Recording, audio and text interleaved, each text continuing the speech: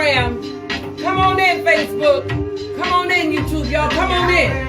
Babies, we about to do this tonight. We about to have a serious conversation. We get ready to talk about this upcoming election. That is the main focus for tonight. Because you know why? They think we crazy. They think we crazy.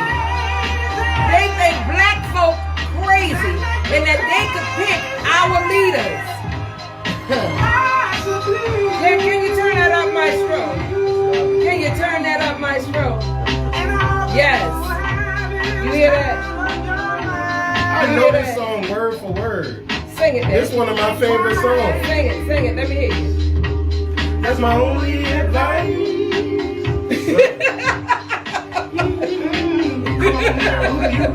Who do you think you are? Come on. Bless your soul. You really think you're in control? You're not. You're not. I think you're crazy. Y'all think we crazy. I think you're crazy. We ain't crazy. We know what's going on. And guess what? You can't get mad at us for educating the people and letting them know exactly what's happening in Savannah. You got to be, how they say it? Ray Charles can see through it and Stevie ain't got no wonder. Ray Charles can see through this foolishness and Stevie ain't got no wonder. Y'all remember I said that, okay? Oh, it looks good and clean. Yes. I need y'all to like, and share. Angel Brown Hutchinson, Tammy Stone, Deidre Murray, Tamara Lloyd, all y'all, share this. Everybody and their mama need to be watching this tonight. Everybody. Let me tell y'all something. Get ready, y'all. We got a stone gas for you tonight. We got the district attorney. How you knock that down, please? Oh, sorry. We got the district attorney in the building. We got a potential coroner in the building. We got a potential sheriff in the building. And y'all know how I do it. When you sit here at this table, you are what you running for. So I'm going to welcome the sheriff and the coroner. All right? And the district attorney. Yes, indeed. Let me say this right here. What you hear on this podcast is not necessarily the opinion of who? Your host. Me, Alicia Blakely, yours truly. It is the opinion of our guests. If you hear something that you don't like, by all means, y'all, don't go out in the community and spread negativity. Pick up that phone and give us a call. Goodness gracious, look in there and get the speaker, please, Maestro. Give us a call at 912-631-0731. You might change the mind of the person who said what it was you didn't like what was being said, or they may change your mind. I see y'all coming in. Y'all come on in. Like, and share. It's hot as I don't know what. Well, the air not on. You know, I've been gone all day, so I ain't have to. Oh my goodness gracious. I'm about to have a conniption up in here. It's a good thing I did not dress up like I thought I was. Maestro, you got to look in that pocketbook and hand me that phone. Y'all, we running behind schedule because everybody, JP, you ain't got to give me the pocketbook. But if y'all want to see that Brahmin, y'all can. Oh my goodness. Thank you, nephew. For my Brahmin. That's the one you bought. I appreciate you, brother. All right, y'all. Oh, yeah, all right, JP, go ahead. Port to Port Music Group, yes. PORT, the number 2 PORT Music Group on all platforms. Please like, share, subscribe, download porttoportmusicgroup.com. Go on the website, check it out. You can get everything that's music and media related, including being on, if you want your own podcast, if you want your music recorded, mixed, and mastered, if you want videos shot, if you need photo shoots, hit us up. Port to Port Music Group. Again, porttoportmusicgroup.com. That's PORT, the number 2 PORT Music Group on all platforms. Again, every Monday, Listen Up Live Radio. I'm about to start doing a video show with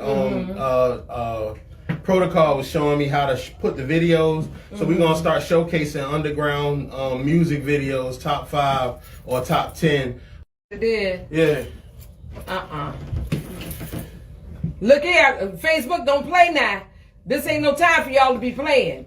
We don't own the rights to none of that music, and he put the caption in there. So don't be blocking us, okay? Yeah. I ain't playing with y'all now. We ain't got time for this. This is a serious election, and we got to have these people come and speak up. Okay. Y'all still tuned in, right? Everybody's still there. Yeah, just leave a comment, leave a thumbs up, let us know y'all still tuned in. But anyway, it said, ad breaks disabled. This video contains music. Yeah, you put the I put the thing in there. Caption in there. Look, it's right there. You sure did. I put it in there. So I don't know. All right, don't start no stuff, Facebook. Okay, well, we good. We okay, good. well, anyway, again, that's PORT, the number 2 PORT Music Group on all platforms. All right, y'all already know if you part of the village. Shout out to y'all. Y'all always holding us down. Every Monday, Listen Up Live Radio. Every Tuesday, of course, by us, for us. Shout out to y'all. Every Wednesday, Bitter Rivals Radio. Truth is Told, Lies Unfold. Every Thursday, Doc Wild, Queen Cougar, Pope Pimp, Talk Your Ish. Y'all make sure y'all tune in to all of that again on Port to Port Music Group. And donate, please. Again, I tell y'all that I'm trying to put together our back to school event right here at the studio in the parking lot.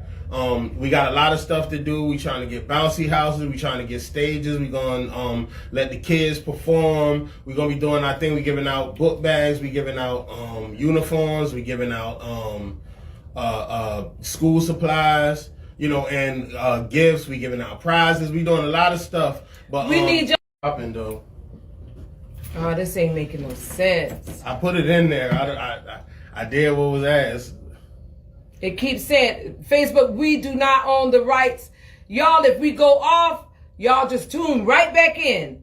If we go off, if they kick us off, y'all just tune right back in. I don't understand why they didn't kick off the other ones, but they did. They doing this one. You know what? It's the algorithms. I don't know, but yeah, it is. We honored the guidelines and put everything in there. So for real. But so I don't even know why they playing.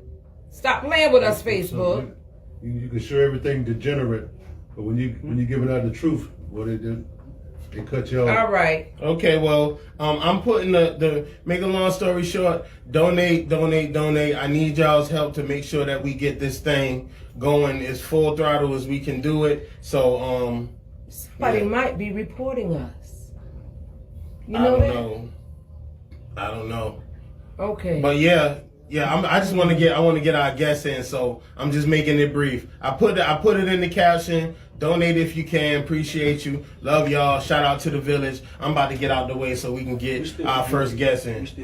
We still here. Even though it's going on, we still can hear. All right, good. Okay. Thank you so much. Okay, y'all, we're gonna do something different. Thank you. We're gonna do something different tonight. There are topics that we will be discussing after our guests come on. We're going to talk about T-Splosh. We're going to talk about housing. Y'all, Saturday, 10 o'clock at the Savannah Mall Library.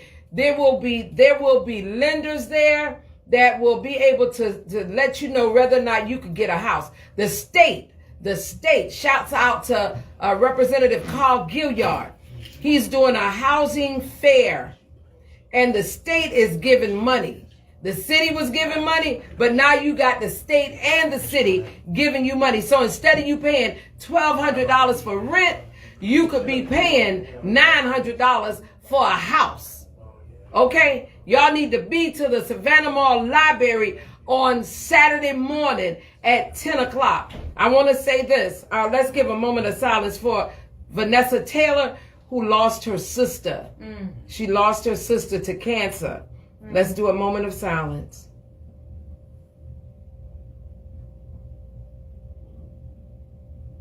Deepest sympathies and sincere condolences to you, Vanessa, and to your family. Also, y'all, I was telling you about $1,860 per month for a person that's taking care of their family member. This is it. It's called homenurse.com. homenurse.com. 770-765-1111. Somebody please put that in the comments because JP had to go. 770-765-1111. 1111. Y'all, let me tell you something. Instead of putting your family member in the nursing home, go ahead and take care of them at home. Get $1,860 per month. Okay? And that is homenurse.com. Caring for loved ones since 1983. This is a community education bulletin. Y'all, please. I mean, come on. I know some people that's taking care of loved ones that's elderly, that's sick, and what have you, and they ain't getting nothing. So this is a program where you can get some funds. Okay, that's it. Yes, all right. No words this time. Please, no words. Because we don't want them saying nothing crazy. They're acting up, I got you. Oh, yeah. Well, you already know now. Who is that? Put that in there. Homenurse.com. Carla O'Berry. Please put the telephone number in there, too. Carla at 770-765-1111. You can call that number. Toll free, everything toll free now, ain't it? They got here a toll free number. Who use numbers where you got to pay? Your cell phone pay for everything straight, right? Okay, come on. All right, we ready? All right, our next guest coming to the subject, y'all. We moving fast. Because we got a lot going on tonight. We got a lot going on. Okay, but we want y'all to get it all. Oh, yeah. Come on in. Come on in. Come on in. Yes, sir. Come on in. Come right on in. Uh-oh, let me pull this around here. There you go. Come on in. I'm going to call you Reverend Dr. Pastor Charles O'Berry. You can listen to that while Yes. you can listen to that while you get the body together. Yes. You heard what Maestro say? He can listen to that while he's getting the body together. All right, listen. I'm so glad you're here. You know, I tell everybody when you come sit at this Astontish, which that means the table, the meeting place. Yes, I love it. When you come here, I tell you, you are what you're running for. So I'm going to say this. I would say this to anybody that's running for an elected position. So I'm going to call you what you're running for. And that's Coroner Dr. Charles O'Berry. That sound good. That sound good? That sound real good. All right. I'm just going to ask you a couple of questions. And then just want you to introduce yourself to our viewing audience and let them know who you are and why you decided to run for this office and what can you bring to the office that's not already there. Okay? Okay. Well, I'm Dr. Charles O'Berry. I'm running for China County Coroner, and I'm a pastor. I'm a father. I'm a husband. I'm a community man. I'm also the general manager of Adams Funeral Services. A lot of people don't realize that I am in the funeral industry. Okay. And the reason why I'm running Miss Alicia is because I'm a product of the coroner office. Okay. And I tell people all the time, I didn't just choose the coroner office chose me. Oh. When I was 8 years old, my father was murdered in Woodsville. He got into a fight and he got kicked in the head and he had a brain aneurysm and he died. And that's my first introduction to the coroner. The coroner came, I believe it was Metz at the time. He came in and I got introduced to the coroner. That's what got me to the funeral industry, period. Was because I saw my father in a blue casket, in a blue suit, riding in a black hearse. And ever since that favorite color, and the hearse is my favorite ride. But I'm a product in it. Of this, and I'm a product of the coroner. You know what? office. I ain't never heard nobody say it. The hearse was their favorite ride. My favorite ride because I wanted to be like my father, and I watched my father go on the ground at the age of 8. Okay, I lost my mother at the understand. age of 11, so it was me and the funeral industry just went hand in hand. But I dealt with the coroner office from the age of 8 years old. One of the main reasons why I'm running is to bring closure to our families. Here in Chatham County, our families needs closure. I know it's been said that the dead doesn't need a doctor, and I totally agree. The dead don't need a doctor, but the living needs closure, and that's why I'm running to bring our family closure. Because what's going on now, our family is having a hard time having closure. And that's the reason why I'm running, to bring a change about what's going on right here in Chandler County, to give them what they truly deserve, what we all deserve. A lot of people overlook the corner office. It's the most overrated and misunderstood office, but yet it's the most used office in Chatham County. The corner office is used every day, non-stop, 7 days a week, 365 days a year. That's right. But it's the most overlooked, underrated office, and I want to bring a change awareness to that, how important it is that when a corner step in your house or step in your life, is there to change it. Right. And so I want to bring closure to that. So that is why I'm running, because we definitely need closure in our community. Okay. Now, when you say you want to bring closure to families that's experiencing the loss of a loved one, okay? I do understand that, but the coroner's office has been in existence for many, many years. Metz was there. Now we have David Campbell there. Aside from closure, what else can you bring? And also too, I want to, besides closure, is awareness. Okay. And you can contest to this. In all the years that we have corners, people still don't know what a corner does. Okay. A lot of You people wanna still educate. don't know who the corner is right now. Right. A lot of people I talk to, even the young folk, they don't even realize they had to vote for a For a corner. coroner. So the corner is not in the community. There's no awareness of what they do, who they are. And that's the change I'm trying to bring about. I want to educate our community, because once again, it's the corner that's picking up the dead bodies that's on the ground, our young folks getting killed. It's the corner that's picking up the ODs that's in the house and leaving out the club. It's the corner that plays a big role in our community, but it's the most person that's unknown. And so I want to bring awareness through the corner office to really show our people what it is that we're here for and the importance of it. One of the main things too I like about awareness is, if you notice, when a corner office or officer come into your house, they come empty-handed. You don't know who the staff is. You don't know the procedure. You don't know the process. All they know is they come to pick your loved one up. But I want to bring a change about that. Okay. You're going to know who I am. You're going to know who my staff is. We're going to use everything to the fullest, fully committed to what we are doing. We don't need a part-time corner. We need a full-time corner. And that's what I plan on being, a fully committed corner for Chatham County. Because that's what we stand in need of. All right. As you say that, I was thinking, you also could be helpful, with young brothers out here, going up against one another and killing one another, just to show this young brother, this is the outcome. Yes. This is the outcome. This is not what you want. This is not what you want. This is not what you want. And you know what the sad part is, Maestro? We, as black people, we are always fighting, especially the young people, fighting against each other. And there's no sense of unity, no sense of togetherness. And it happens in other races and ethnicities. We know this. But ours is highlighted to the extent of, I tell young brothers all the time.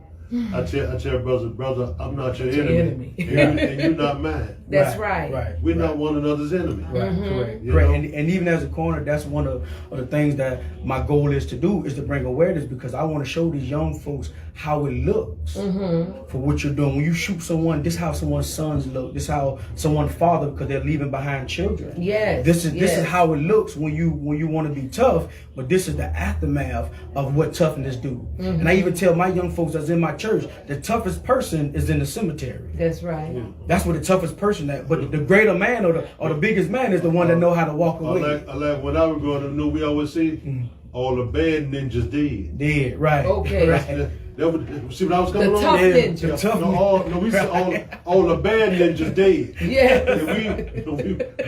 We don't dilly dally pity pat with it. We don't pity pat with it. We call it all the bad ninjas dead. Okay. Right. And that's the awareness that I want to bring. And everybody equal out in the cemetery. Correct. Everybody equal. Everybody grave the same side. There you go. Ain't no.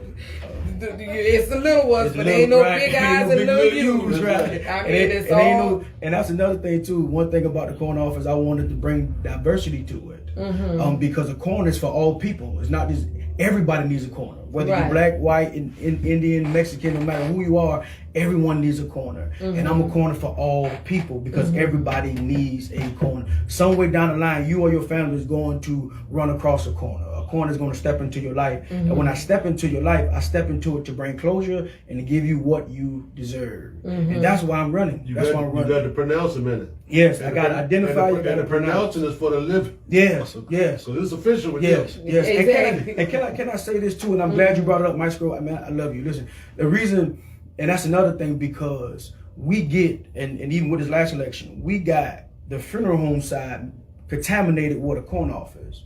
See, the corner office is for the living. The funeral home is for the dead. You know what I'm saying? We can't contaminate the two, and that's why the conflict of interest, because we're sitting here with a mortician, in a sense, and the corner office, we're trying to mix the two. And you got to separate that, because the corner is for the living and the mortician is for the dead.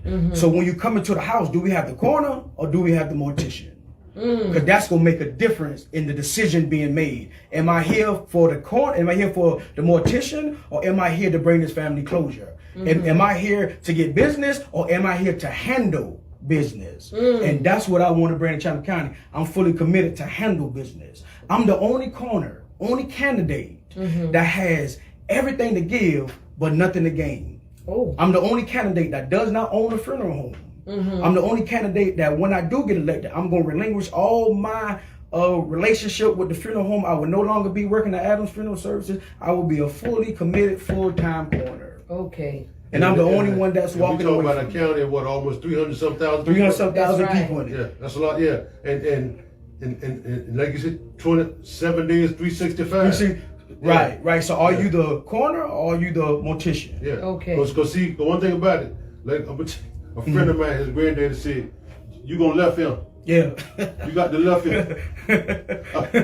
Nah, You got Only the left Maestro. hand. Only Maestro. You got the left hand. Now, look here, You got the left You hand. got the How you left deal him. with him? Yeah. Now, it don't matter how he said it. You know You what got you're to talking about. understand. You know what you're talking about. Yes. You gonna left him. By hook or crook. Right. By hook or You got crook. left him. Okay, Right. so now let me ask you this. If a person wants to donate to your campaign, how do they donate to your campaign? How does a person, if they want to work on your campaign, they want to be a part of your campaign, how do they get involved? Okay, well, we have Cash App at O'Berry for Corner, $ O'Berry for Corner. Also, you go to my website, O'BerryForCorner.org. That's our website. You can learn about me. You also could donate on there. We're on all social media platforms, TikTok, Instagram, Facebook. We're on every social media. You can reach out to me. I'm very personable. You can see me in the grocery store and say, "Hey, I want to be a part of your team." I'll take you right where you are and bring you in, so you can find me anywhere. But we're on all social media, and we take all phones. It'll be check, cash, pennies. We need it all. Cash App. Cash App, Zelle. You need it. Just holler at me and you can get it. Yeah. But if I can leave one thing, which I really want to explain to the people, my watchers, while I have them, is that my platform is to be fully committed. And what I'm being fully committed to is the response, the reason, and the resource. And my response is how I respond to the call. How I come into your life. I come not empty-handed, but something you're going to know who I am, my staff. You're going to know everything that we're doing. My reason, and this is very important, my reason is a thorough investigation on what took place so I can have timely body releases as well as timely death certificate. Do you know right now we are 3 years behind on death certificates? So we are 3 years behind of families getting closure. We're 3 years behind of benefits being got. You can't get Social Security. Children can't get Social Security. You can't get life insurance. We're 3 years behind. So on death certificates. Until you know that, right? And so that's the reason I'm coming to the house, and I'm going to give you a reason. I'm going to tell you why I had to come, why your loved one passed. I'm going to give you closure. But the last thing is I'm going to give you resources. This is my favorite part, because my goal is to connect with all the funeral homes. My goal is to connect with the GBI. My goal is to connect with all the sources, people like you, the city, the mayor, that we can help our families the best way we can. I want to bring these resources together, because one thing our black community don't talk about is counseling. No. And the main not at person all. that need to be pushing counseling is the coroner, because we see the devastation that our family goes through. So I want to resource with our counselors. I want to resource with the different people in our community, because that's what the coroner office is meant to be. I don't want to be a person sit behind a desk, but I'm ready for the streets. Even how I dress, my sleeves ready to get rolled up, because it's time to go to work. But I'm committed to a response, my reason, and my resources. And my resources, the main one that we don't do, and I want you to check the record because I know you are, is that I'm going to fully use my coroner office. Because right now, not only just the coroner can be used, but the deputies. You got to fully use your deputies. You can't just do this all by yourself. It takes a team for us to win. So you say your deputies, are you talking about the deputies with, I didn't even know the coroner had deputies. Yes, the coroner, it all depends on how many want to hire. The sheriff deputies? No, they are coroner deputies. The coroner office has deputies. Right now, our current coroner has 3 deputies. Oh, okay. And see, once again, bringing awareness, you barely know the coroner, you know he have deputies. Are they paid deputies? Yes, they are paid deputies. Yes. They are full-time deputies. Yes. Wow. He has a whole office. They have a whole office. And I would never use my platform to tell out anybody else, but I don't want to call any names or anything, but they have full-time deputies. Okay. And so I never knew that. Yeah. I had no clue. Some we learned new tonight. Yeah. So I want to fully use my deputies. It's no reason for why my administration of deputies going to be able to do the same thing I do. Do you know, as a deputy coroner, they have the same rights as a coroner. So they can sign death certificates.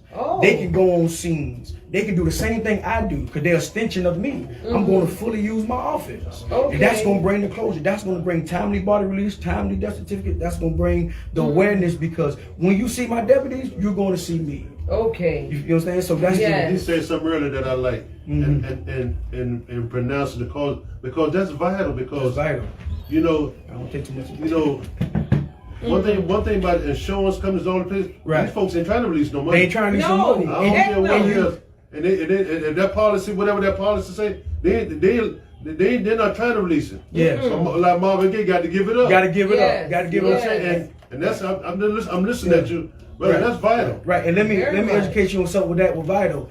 And life insurance companies does not take pending death certificates. A pending death certificate does you no good. Okay. Because they need to know the cause of death, because one word can change your whole life. A homicide, that's one word, can change it. Suicide can change, because most life insurance policies will not cash out if it's a suicide. If it's a homicide, the state gives you $6,000. That's benefits. That's homicide. If it's if a drug overdose, all that plays a role. If it's an accident, your insurance company give you double, even triple sometimes. With an accident, those one words on the death certificate change your whole. It can make you, or it can break you, and that's very important. That's why you can't have do this. You got to be fully committed, because your decisions change somebody else's life. Once again, closure. Okay. Wow, you educated me just now. So make sure y'all vote O'Berry for coroner May 21st. You can early vote right now, because I'm fully committed to this thing. Okay. I'm fully committed. I'm something like you. You bring awareness. You ain't raising hell no more. Do whatever you do, but send them. Vote for me too. I'll send it to Vote for me. I like it. Vote for me. You show. I just said you showed up. You done learn me more. You done learned me something. Learn me something. I done learned something. I'm getting ready to left. You done learned all us more. He get ready to left now.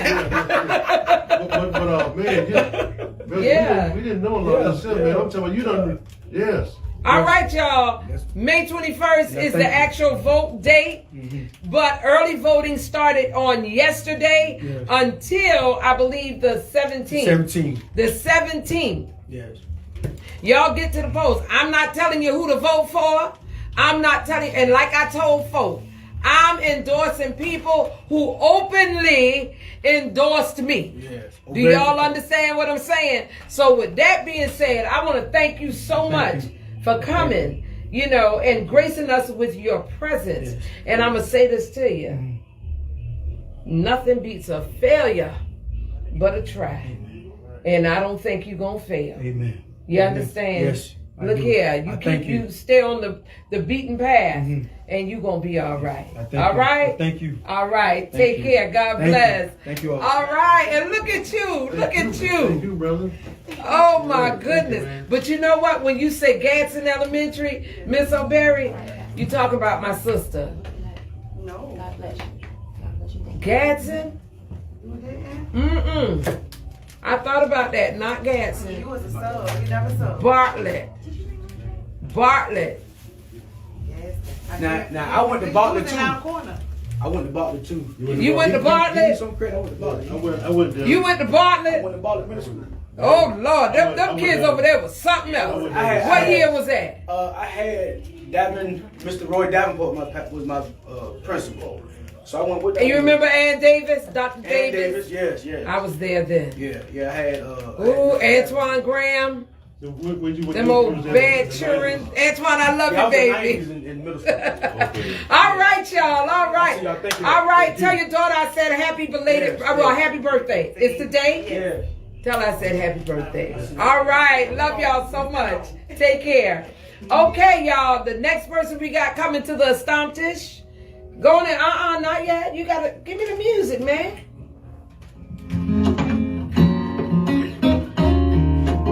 We gonna mellow it out for you. Now, why you mellow that out for this one?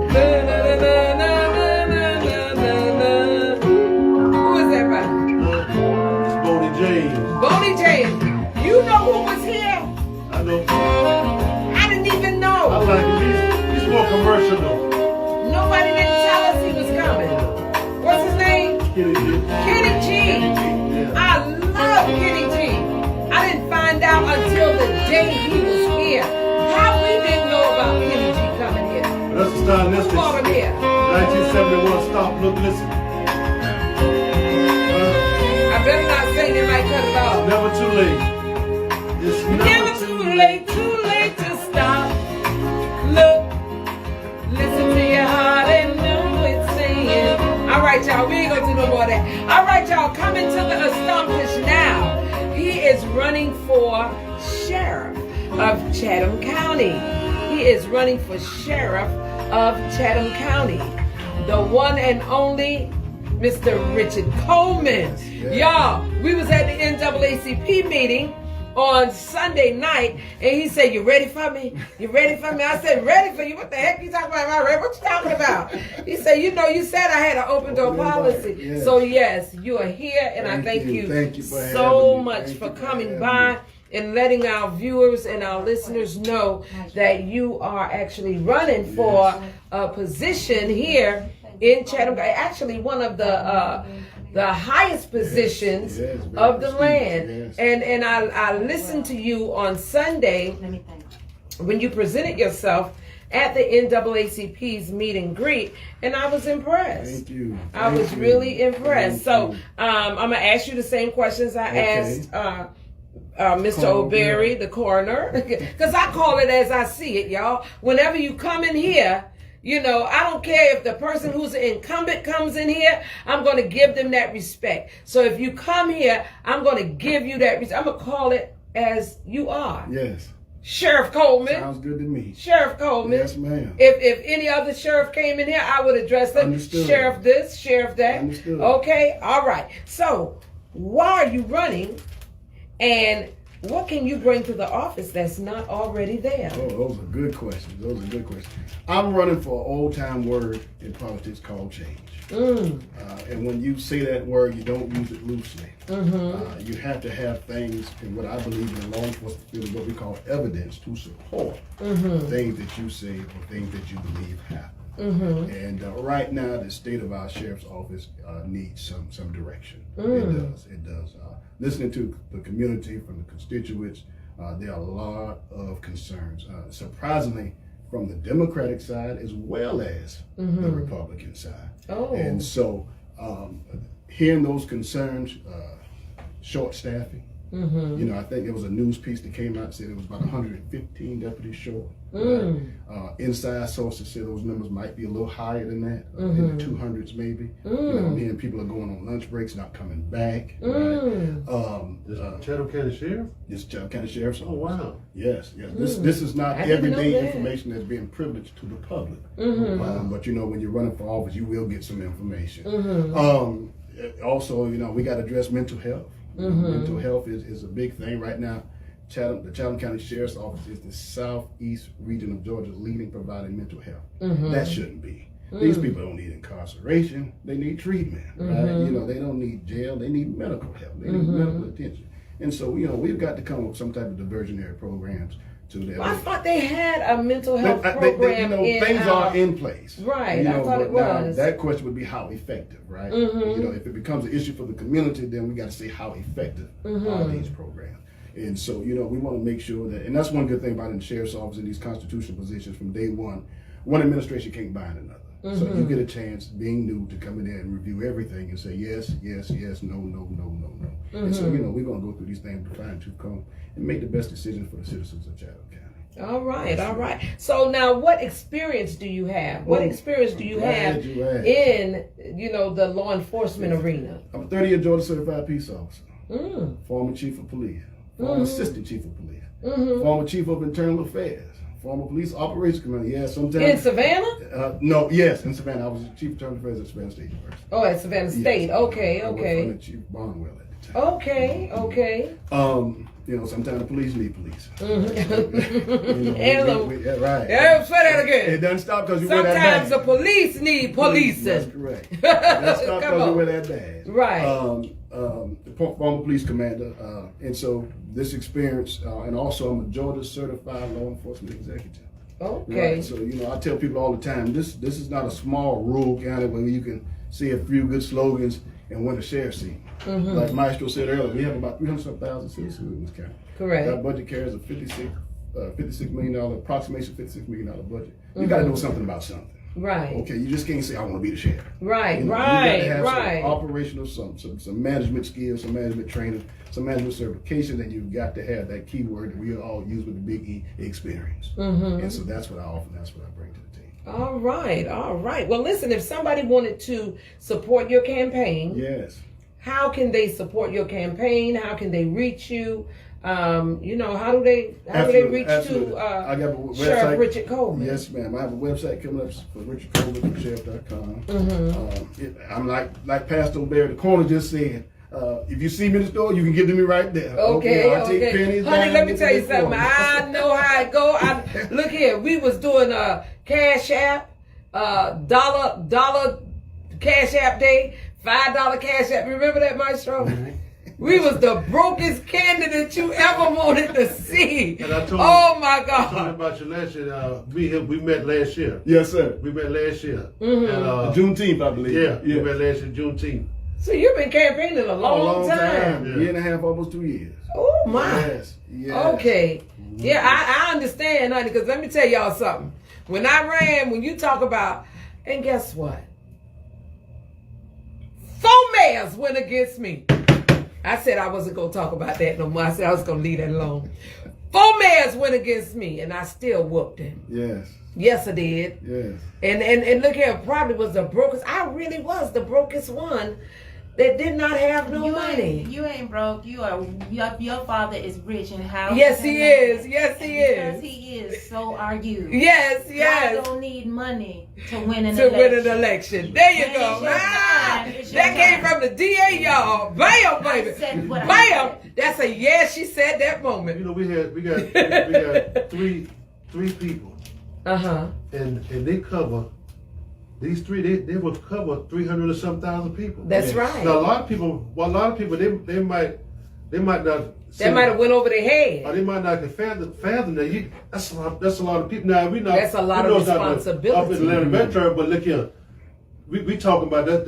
That would be a big part of the metro in Atlanta. Yes. And Chatham County is classified as a small metropolitan. Yeah, we're talking 300 some thousand people. Absolutely. Yes. And what goes on here affects it. It starts to spread out. That's correct. Everywhere. That is Yeah. correct. But you know, Savannah, Chatham County is a state of its own. You know, I heard that. we're not. We don't follow nobody's rules but our own. Play with They it call if you it the want. great state of Chatham. The great state of I Chatham. have heard that. Yes. It's really interesting. Well, listen. So I'm so glad that you came. Thank you for You having know, me. oh, Yes, no thank problem. you And for tell the having people me. what you want them to do. I want you to get out there and vote for me. I want you to get out there and vote for me. And listen, it doesn't have to be the norm, right? It's 2024. We're going outside the norm now. We're going outside the norm to make effective change for this county. Take time, study your candidates, see what they're about, make informed decisions. And I am one of those informed decisions. My name is Richard Coleman, and I am your informed decision. As my motto says, I can't do it by myself, but together we can. All right, y'all. That is Sheriff Richard Coleman.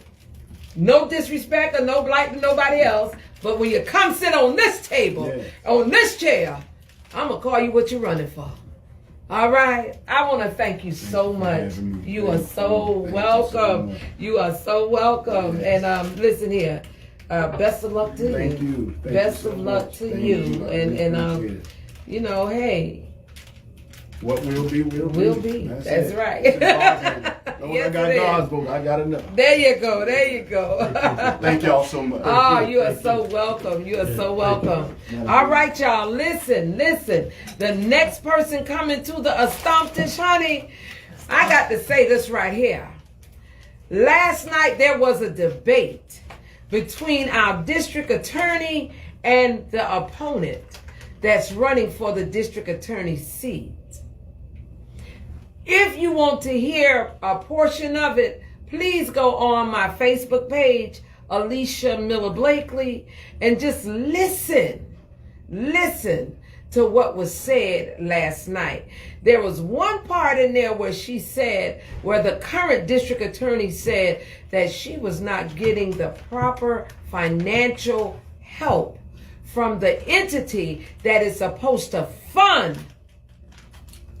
the DA's office. Y'all, let me tell you something. I'm going to let her tell the story. But y'all need to know this. And I'm going to go even deeper in it when we get to talking. But right now, I want to welcome our current district attorney and the district attorney that's going to be there in the next election. That's right. Welcome her. Come on, y'all. Come on, sister. Come on, you pretty black girl. Yes. Come on in, sister. Come on in. Hey. Les. Oh, you made me so proud last night. You made me so proud. Thank you, sis. Thank you. Last night. I know one thing. Let me tell you. Yes. I absolutely love coming on this show. Yes. Because you know I love you. I love you more. And you give candidates like me an opportunity to come on and tell the truth, the whole truth, and nothing but the truth. And that is what it's going to be. Yes. But if that girl come on this show, you better not call her the district attorney. I know we I have worked I mean, she can come. But I don't think she would but come. I'm joking. Right. I understand your perspective. We got to speak those things that are not as though they were. Yes. And we stand believing that by faith, God is going to order our steps. Yes, He does. But she can go wherever she want to go. I am the Chatham County District Attorney for the Eastern Judicial Circuit of Georgia. Come on. And I said Come on. I didn't say that. Yes. I'm so happy to be here. You said it, and you said it so eloquently last night. I'm so happy to be here. Yes. Thank you for having me. I never get a chance to come here enough. Never get a chance to talk to our community enough. But I wanted to say really why I wanted to come here tonight, in addition to addressing the things that I did not get a chance to clarify during last night's debate. I want to say this. It is so important for y'all to go out and vote. Very. I'm telling you that I have given the last 3.5 years of my life, my family time, my health, my personal life, my life to this job, you have electeds who are fighting for you in places that you never ever see. Come on, and somebody. So if you want change, support your candidates once you put them in office. Yes. Now, I was telling you earlier today that, you know, aldermen, y'all and councilmen and women, y'all got to be everywhere. Y'all got to shake the hands. Y'all got to kiss the babies and all that kind of stuff. And I get a lot of pushback from my own community because like, we didn't see you at the barbecue and we didn't see you at the baby shower. When you don't see me, you can rest assured that I'm in the courthouse trying to overturn the wrong things in our system need to be overturned. When you don't see me, I'm working. Many people know I am a proud member of the illustrious sorority of Delta Sigma Theta Incorporated. But if you don't see me, I am doing what you elected me to do. Yes. And I'm here because I want to talk about it. You understand? Yes. I'm also here because you know I've never been afraid to have courageous conversations. Never. You know I'm not afraid to answer questions. So if you in the chat and you want to roll up on your DA, now is the time to do it. Yes. Because we ain't scared. That's right. Come on now. So, I tell JP to come here and see if he can connect the mic now. Tell him to see if he can come and connect the mic now. Okay, but go ahead. We're gonna go ahead and absolutely. So y'all already. I'm watching. Okay. So y'all already know who I am. Turn that down. Excuse me. Sorry. We be trying to put the mic on so that our viewing and listening audience will hear every single thing that's being said.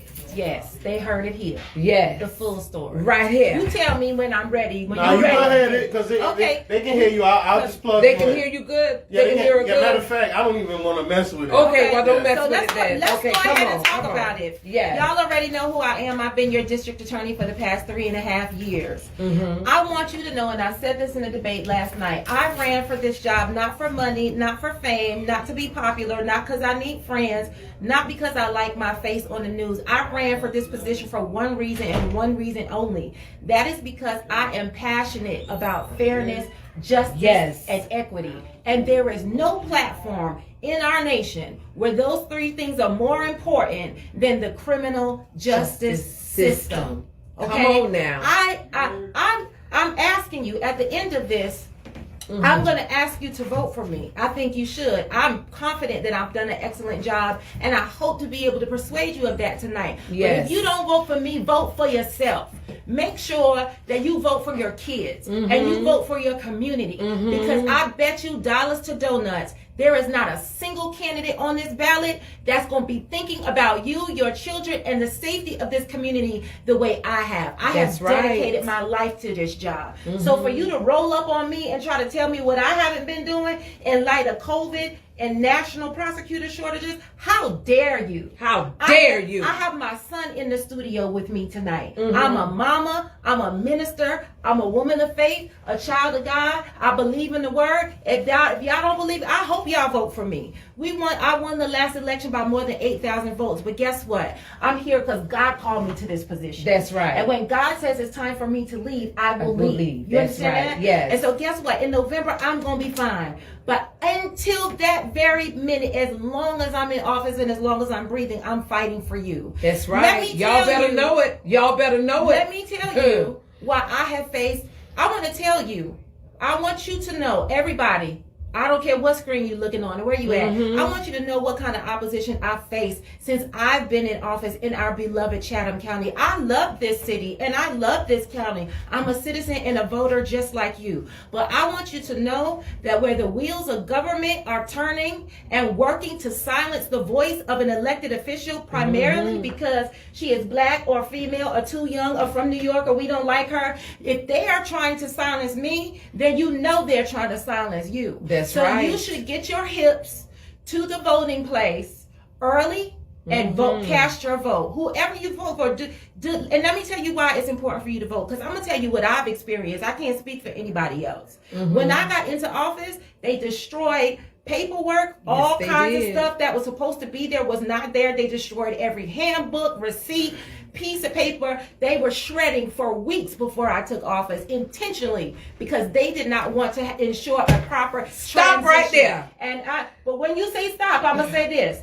Because everybody, if you are offended by what I'm about to say, your problem is not with me, it's with the truth. That's there right. Are people, there were people at the county who knew what was going on and were didn't say complicit nothing in it and didn't say anything. And let me walk into that office, understaffed, underfunded, bills not paid, a mess. Okay? I love my office. But I worked hard that first year and a half to bring those employees back to that staff, back into the office to report to duty. Hold on, let me say this right here. The reason why her office was understaffed is because, and I'm going to just put it out there like I said it last night, you had individuals that was in the DA's office that did not want to work under a black woman.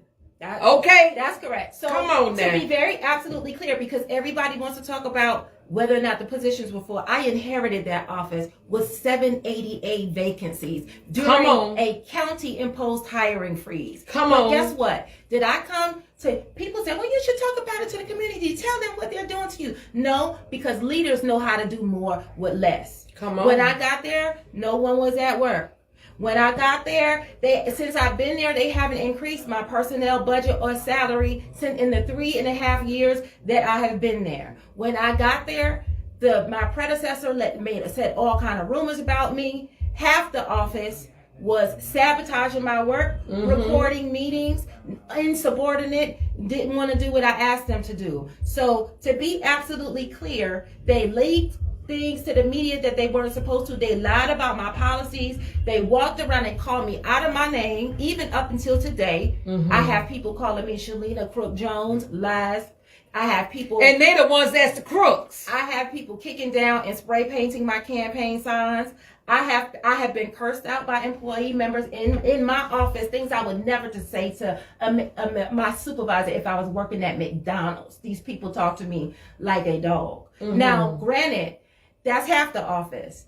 We have been able to accomplish more because guess what? Like I said, leaders do more with less and we don't complain. The one cultural thing and lesson that I have learned that has stayed with me all of my life, both personal and professional, is that sometimes you got to work twice as hard to get half as far. And baby, what they didn't realize is that they had a fighter in the DA's office. That's right. And so that's right. Guess what? Because people like to talk about short staff. You know, I bring receipts, honey. Where the receipts you know, I bring the receipts, okay? I bring the receipts because I'm coming with it, okay?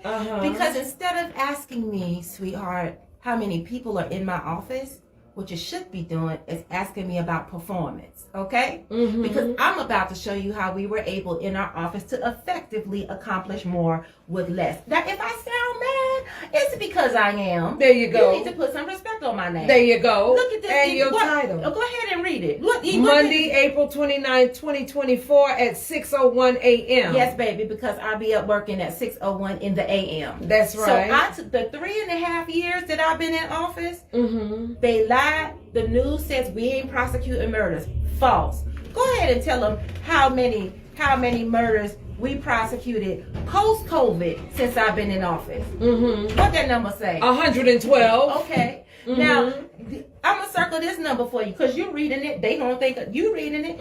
Tell them how many murders they prosecuted in the 3 years before COVID when they had all these 20-year veteran prosecutors and they were doing all this wonderful work. Tell them what the number says. 70. So with half the staff, yes, and it's through good leadership. That's right. That we were able to do more with less. Tell them how many serious violent felonies we prosecuted since I've been in office. 345. And tell the good people in Facebook land how many they processed before I got into the office. 256. Is that we did higher numbers, did we not? Yes, we did. Okay, so let's talk about the other danger to public safety, which is DUIs, right? Because we want our roads to be safe. Tell the good people in Facebook land how many cases DUIs we prosecuted. Now they lied.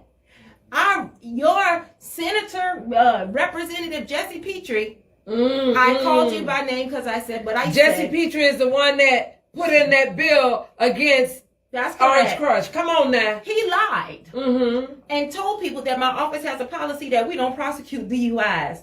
But I can't say that he lied. I would call it ignorance because he's not an attorney. He's a dentist. He's never been a prosecutor. I've invited him to my office and he's never come. I've invited him to my office to meet the staff that he so freely talks about. Never, not once did he show up where I could tell him that in the 3.5 years since I've been there, we have prosecuted how many DUIs? 6,260. That's correct. And how much did they do under my predecessor? 5,323. Exactly. The numbers don't lie. The numbers Bam, don't lie. baby. And I bring receipts. And so let's talk about another thing, transparency. Because that came up in a debate last night. Shalena's not transparent. She doesn't talk to the news. She doesn't tell the public what's going on. Lies. Every press release, you remember the free lunch baby case? Yes. You know how important that case was to our community. Yes. We got a conviction by jury trial on that case. I wrote a press release and asked me how many news outlets, WSAV, WTOC, WJCL, I wrote a press release and sent it to all of them. How many of them carried it? None. So they want to use that and turn around and say, I'm not being transparent. Alicia, let me tell you something. For everybody's like, don't you go on Alicia's show because people might think the wrong thing. What they need to know is that every time the Queen asks me to come, I'm going to show up because it is the only place that I have a platform to show the receipts and have a real conversation. Come on, and I am not and I have written this letter to the news stations and it's written in black and white and I do have the email and I keep receipts. Let me tell you something. Kizzy can read. I went to law school. I've been a lawyer for 22 years. I'm a wordsmith. I know what I want to say, when I want to say it, how I want to say it, and who I want to say it to. Come on now. I am not going to dignify you with an interview when you twist my words. Come on. You come into my office under the guise of talking about something else, and then you want to ambush me, and all of a sudden you have my face on the news talk about we plead out cases with convicts. That's disrespectful. Very. Nor did you ask how many murder cases got pled under my predecessor. See, they don't treat us the same. No, they don't. You lied when you came to my office. I gave you my word and you twisted it. I have no interest in talking to a news reporter who is not going to accurately report the facts, and legally I'm not obligated to. Come on As now. for the things I am legally required to do, I do those. But I'm not going to honor you with my time and help you tell a lie. Come on now. So if you want to say, oh, Shalena's not being transparent, that's why. Okay. She never had a public information officer. You know nothing about the inner workings of my office. Okay. Nothing. Because we have had contractors in office, public information people. So you can't tell me how to run an office, and that's why you can't be DA. Come on. Now we're going to get to the real point. Now, come Okay? on. So let's talk about leadership. So no. I want to be clear. She's telling the I want to truth. be clear because I want to reclaim my time. You're going to ask my opponent during a debate what she thinks is wrong with my office and what could be changed. She can't tell you what can be changed. She's never been a district attorney. She doesn't attend the periodic district attorney conferences that I have to attend. She knows nothing about managing a budget. She knows nothing about the pay scale. She's never attended an HR meeting. She does not have to do presentations before the commission and justify them to ask for additional compensation for staff. How dare you? How dare you ask her that question and not no experience? Here's the other thing. In the 3.5 years that I've been in office, I've been questioned by people because you know what happened? You want to talk about people leaving? On the first day, during one of our first staff meetings, you think because I look like this, you don't know how long I've been practicing. I got 22 years on my name, respected, 3 bar license, barred in 3 states. And I told people very clearly, nobody, no leader will fight for you harder than I will. That's and right. I mean that about my current staff even more so today because they stayed with me because they stuck with the vision. But what I'm telling you is that if you think you're too smart to be led by me, if you think you're so smart that you can't take direction, you should probably find some place to be. Thank you. Because I am the candidate who makes change. I made no bones about that. When I came into the office, I explained to every prosecutor, all these old practices that you do by stacking indictments to force a plea, all of these backdoor negotiations, we can't prove he did it, but we just know he did. No, you're not doing that. No, you're not doing that. So let's go ahead and get to the facts because I know you want to hear it. Let me talk to you Come on. about my opponent, and I'm going to tell you the real reason why she's not in the DA's office anymore. Remember, I was her supervisor. You walk around and you tell everybody that you have experience and you have been practicing for 20 years, but I have to have a conversation with you and tell you about and talk to you about probable cause. There were several cases that came across my desk with defendants who were not supposed to be in jail because there was not sufficient evidence in the case. And in this one, I'm going to tell it. In this one particular instance, I instructed her, release this man from jail. We went before the judge. And I told the judge, this man will be released. She said, oh, I can't do it because the detective is on vacation in Germany. I said, I don't care if he's on Mars. I'm the district attorney and you need to release him. And so she decided she don't want to follow my instructions, so she going to go on medical leave for 3 weeks, talk about she had some procedure done. Okay, we going to play this game because you want to avoid following my direct instructions. And all the time that individual was still incarcerated? Yes, but he had been incarcerated for quite some time. And so then when you came back from medical leave, I asked you, okay, I need your just a regular employee thing. I need your regular employment clear so you can be cleared to come back to work. I don't have to give you that. I'm not giving you that. Never in my 20 years. Disrespectful. There is an email on the record that I sent to her, my opponent, saying, this is very unbecoming of a supervisor. This is the general, everybody, including the judges, that I fired you. Lies. Lies, wow. And more lies. Wow. Lies, wow. Lies. Insubordination. Okay? So you don't follow rules. You don't follow instructions. I had to get, I told you, receipts. I had to get you 2 leadership coaches. 2. To teach you how to lead. You want to know why?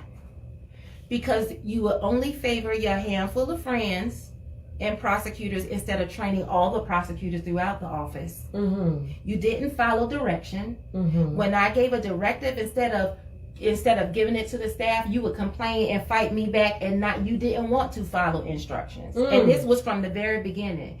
Now I take great offense to that because you've been in the office for 20 years. I gave you the one opportunity that nobody else thought you were good enough to have in 20 years. When I came in and I inherited you, I made you the supervisor over all the ADAs in Superior Court. You delegated your duties to other people because you didn't feel like you were too lazy to carry them out. All of this in documentation. You see these 20 reasons? Yes. I told you to schedule training with the employees. No training scheduled in the 2 years that you've been there. None. You didn't turn your work in on time. You did not properly supervise ADAs. You failed to carry out the vision and the mission of this office. This is documentation. Okay? Yes. This is documentation. And did I fire you? I did not. What I did instead was I got you a coach to help you turn your work in on time. The emails, the receipts, all of this. It is all here. You're not a good leader. You don't know how to lead. And the only thing you want to do People are sitting in jail and victims are waiting to have their matters heard. After this discussion, I do not intend to grant reductions to SVFs once they hit a trial docket. Full stop. Oh, wow. So this is an email from April 5th, 2022, when the courts actually reopened after COVID. If you remember, there were a whole bunch of garbage cases that were coming out. That those cases were on the docket before I even inherited. So that was those were the last cases that they were hearing before the COVID shutdown. You understand what I'm saying? Right. So when the courts reopened, all these murders and these serious cases, now they coming to me talking about, we don't have the evidence for this. We got to reduce this and we got to reduce that. And I had to tell them. The name is on the email. Yes, I had to tell them. If there is a problem with a serious violent felony in this office, I expect to hear about it well before the case hits the trial docket, and certainly not 2 days before the actual trial begins.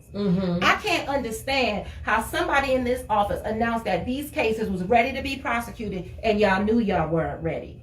Absolutely not. Not on my watch. Why not? This is important to me, not just because it reflects the ethics and professionalism of this office, but also because in most, if not all of these cases that I've listed for you, people are sitting in jail and victims are waiting to have their matters heard. So don't come to me now talking about professionalism and you know what to do when I had to tell you to do this Train the rest of the staff so that they can be getting to these cases and knocking them out. You refuse to follow the directive. I had to hire 2 coaches to help you. And now you going to stand up here and run and say, you know how to make this office better when you wouldn't follow direction? Let me explain something to you, because I don't spend too much time talking about my haters, because I expect that they will be taken care of. I came here for receipts, because the people have been in the news lying, saying all kind of things like, oh, she doesn't have any experience. I took umbrage to that, and they let that go during the debate, because as I have said, not only have I been a special victims prosecutor, and you know that I can try cases. Yes. I'm the only DA who tried a felony case while I was in office. While I'm in office, I rolled up my sleeves. I was in recorder's court. I was in superior court. I was trying cases. Got in trouble for it from a judge across the street who apparently doesn't know what DAs do. But I did what I was elected to do. That's right. Which was to try that case. How dare you say that I don't have any experience? How dare you? And I take umbrage to it if I seem mad, Angry. Here's what I feel. It's a righteous indignation, not just because of the sacrifice that I have made for the people and the citizens of this county to fix the system, but I take umbrage to it because there's a meme that I saw on Facebook that said, a lie can travel several times around the world while the truth is just putting its shoes on. Come on. People are ready to believe A lie. Before they believe the truth. You know, Goody Mob had one say, y'all don't want the truth, so I'm going to lie till you make it sound fly to you. Okay. That's right. Okay. That's right. And so this the write-up. Look, it's 14 reasons on the write-up. This is the write-up you got. Okay? In February of 2022. These are all the things you failed to do. Look, it's in paper. Yes. It's in paper. So for you to now stand up and say that you know how to lead this office, I take umbrage to that because I think it's disrespectful. Now, these are the notes from one of the counselors about her coaching. Not gonna get into that because you got the receipts, baby. I'm showing you because I'm still trying to dignify your name. Guess what? When I do this job to a standard of excellence, and I do it to an audience of one. God is my standard. That's right. And that was true when I worked for my predecessor. It was true when I worked for Larry Chisholm. And it has been true every day that I've been in that office serving as your DA from January 4th, 2021. And so that's my standard of performance. And I'm not going to, so people have wondered, why haven't you said more? They just assume it's true. Because you don't have to chase every lie people tell on you. Let the work that I have done speak for me. So let's get to the work. Come on. Because I'm tired of talking about the haters. Because haters can hate you. Let them haters be your motivators, baby. You're nothing the haters will be your motivators. Come on. You're nothing but a backseat driver. Let's go ahead and say, like Cat Williams said, it's up for all liars in 2024. There you go. There you go. It's up. And so what I'm telling you. Truth tell. Now. So don't y'all go nowhere. I don't. Y'all stay right there. We here. We ain't going nowhere. Come on. I have spent more than enough time, and I have spent more nights trying to figure out how an elected official can be treated so disrespectfully and cruelly by voters, by employees, and by elected officials. Come on now. I'm going to talk about that elected official part. And by elected officials. And nobody says a mumbling word. But guess what? As we said, the work we have done shall speak for us. So I'm going to just tell you this. You can think with your good mind. Nobody else on this ballot has a plan to execute and change this system so that it is fair and just and equal. Nobody. You want to know what their plan is? To make you believe that I'm so bad and I'm so evil and nobody wants to work with me, despite evidence to the contrary. They have to make you believe that for you to vote for them. But let me tell you about the work that I have done. Go ahead, girl. I promise when I came in here in 2020 that I would make our system more efficient, that I would make it more fair, and I would make it more effective. Why? Because efficient means that we need to move these cases through the system. Right. Because when we move the cases through the system, that means victims get a chance to have their day in court. Defendants' constitutional rights, they not ending up sitting in the jail longer than they have to be in there. And taxpayers not spending money to hold people in jail. That's right. That's right. When I inherited this office, I said this last night, I think it went over everybody here. When I came into that office on January 4th, 2021, there were 110 rape and child molestation cases that were already when I walked in, between 3 and 9.5 years old. How dare you stand up and say that you care about victims and you have experience doing special victims, and you were there when those cases grew old. You were there in the office. In fact, that was your job because you were a special victims prosecutor. You helped me explain to the people why there were that many rape cases. And I'm going to tell you this, and y'all not going to like it. When Keisha Gibson Carter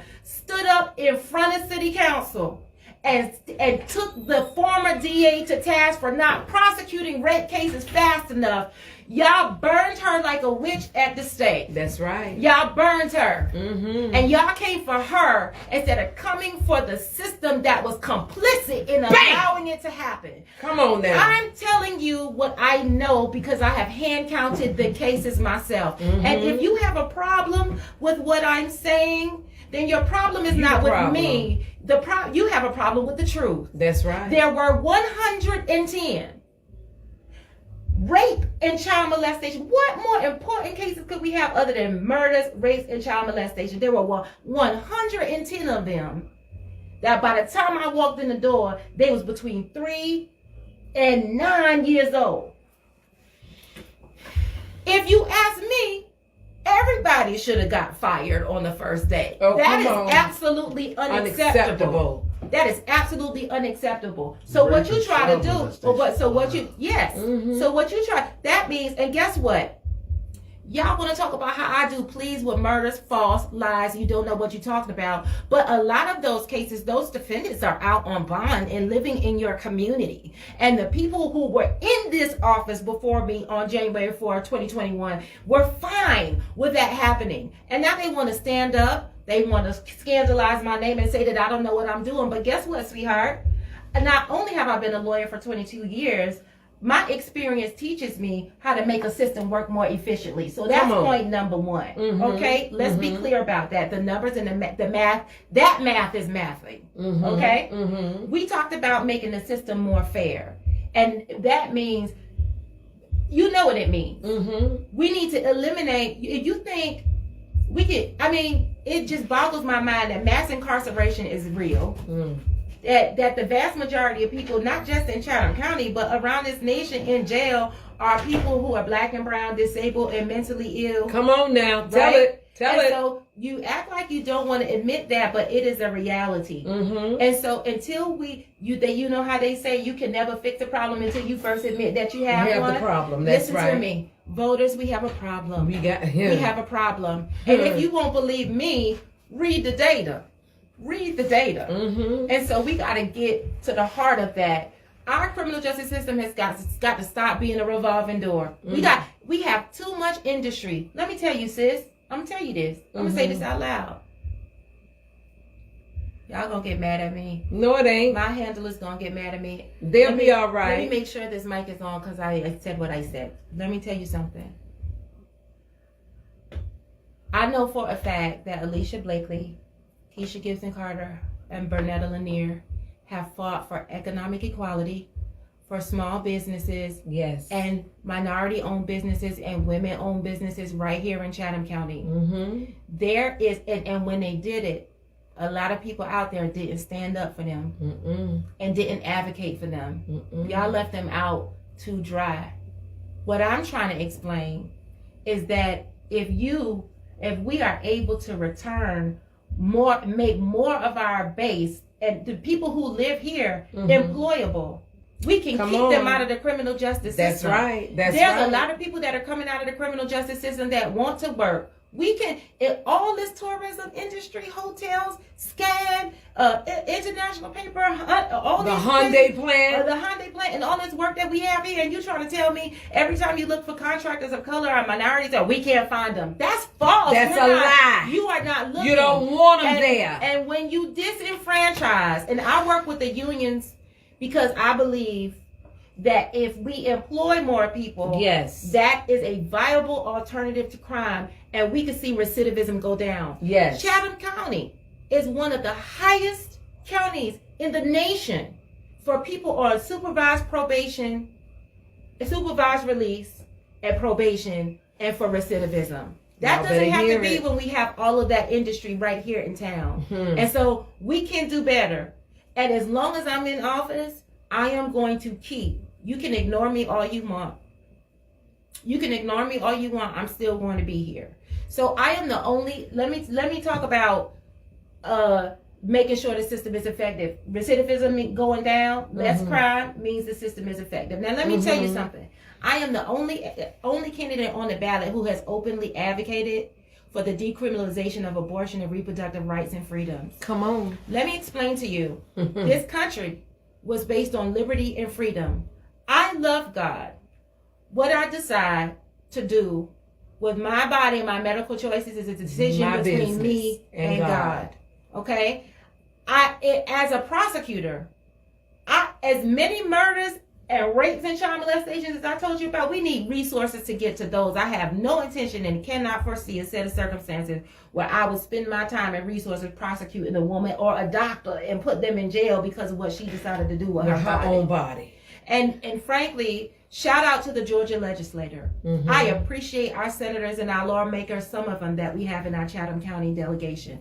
And I remain my doors open, and I would love to sit down and talk to you at any time. But if you spent more time figuring out how to reallocate resources to eliminate poverty, to treat mental illness, and to address homelessness and stay out of people's moral decisions and religious decisions, our country and our county would be better off for it. So spend your time there and mind your business when it comes to people's reproductive rights and freedoms. Keep your hands and your laws off our body. That's right. You can take that how you want to. All right, go ahead. I'm the only one who has established a conviction integrity unit. Shout out to Michael Edwards, who was my first chief when I was on board. This was his pet project. Justice, a prosecutor's job is not to get a prosecution by any means necessary. You know what I found out today? I found out through our conviction integrity unit that the state of Georgia has 536 known exonerations. That means people who spent time in prison and got convicted that it was ultimately overturned. You know how many that was? That's 30,250 years of people's lives because somebody made a mistake. Because somebody lied. Now purposely. let me tell you about our beloved Chatham County. There are 11 known exonerations right here in Chatham County. Yes, where convictions got overturned. I know that because I do my research because it's my job to, even though my opponents don't know that. But the bottom line is, when you say as a prosecutor, my only job is to just put people in jail, that right there, that blew me. That's not justice. When she said that last night, That's not justice. And I'm gonna explain to you why, because when you go to the polls, I want you to understand.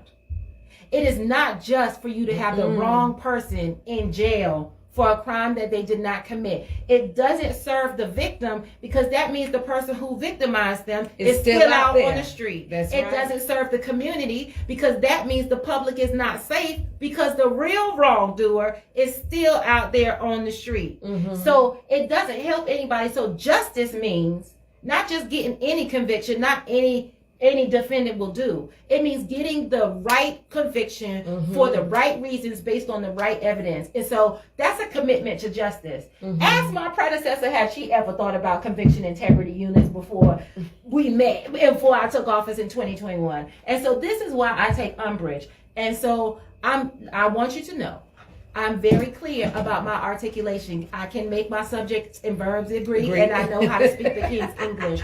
But what you're seeing now is not anger, it's passion and it's urgency. Because people will lie to you. How they say? You deserve better. What you can expect is that I will not lie to you. Okay. Okay? The data is what it is. And so when I tell you that these are my plans, last week we were at WSAV and did a victim impact roundtable to educate the community on how to support survivors and to ask local businesses to partner with us so that they have Marcy's Rights cards in there and know who to call for resources. Because guess what? International terrorism is bad, but domestic terrorism, when people are afraid to live in their own house, and women and children and elderly are being abused, that's even worse, and it's got to stop, and we got to stop turning a blind eye toward it.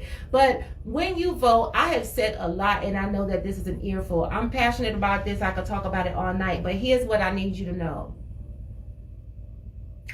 If your political platform is based on me, I have had a person chasing me around for 2 years lying about things that were going on in my office. These people are so thirsty that they still call workers in my office to try to find out what's going on so they can leak it to the public. Have you nothing better to do than chase me? I mean, I know that I'm talented and I'm blessed by God. I don't say that arrogantly. But you're talented, you're beautiful, and you're black. And you have spent all this time, invested all this time. Oh, you must have been confused because first you wanted to be a recorded court judge, then you wanted to run for DA, and now you're going to run for probate judge. You don't know what you want to do. You just want to be important. But honey, you got to understand that when you're running for an office, you ain't got to be important. You have to be qualified. There you go. You got to know what you're doing in this office. There you go. And so it's nothing you can tell me. Not only have I been practicing 15 years longer than you got to be qualified, baby. And that don't sound like you too qualified based on the receipt. I am well studied. I am well trained. And guess what? When I see you in a public setting, I'm grown enough and woman enough and professional enough to speak to you and shake your hand. But know this. There's a difference between what you talking and the evidence. I'm an attorney. I keep receipts. And so when you stand up and tell people, first of all, everybody knows that my slogan since I started was justice for all. That's right. Right. Now your slogan is justice at work. A, you have not been working. That's what the data shows. That's right. A, you have not been working. But B, you want to say you have experience because you've been someplace 20 years? Where were your ideas about creating diversion plans then? Where were your ideas about second citizen returning programs then?